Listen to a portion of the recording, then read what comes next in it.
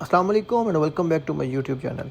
तो स्टूडेंट, आज की वीडियो में हम डिस्कस करेंगे hazard and safe use of manually operated load handling equipment. Manual handling के रिस्क को, हज़ार्ड को, उसको हमने कम करने के लिए, मैनेज करने के लिए साइड पे हम लोग क्या करते हैं, हम लोग कुछ manually operated load handling equipment use करते हैं।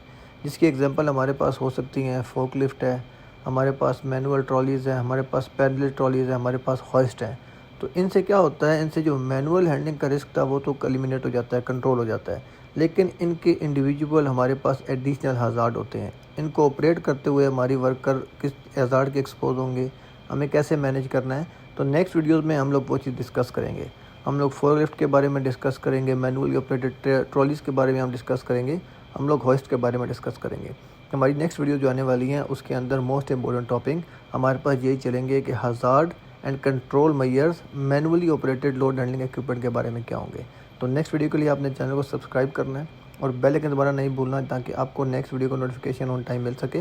इस वीडियो का लिंक अपने तमाम दोस्तों के साथ शेयर करिएगा जो निबोश कर रहे हैं, और उनके लिए ये उर्दू और हिंदी वाली वीडियोज़ किसी भी तरह से फ़ायदेमंद हो सकती हैं। आपके वक्त देने का बहुत शुक्रिया।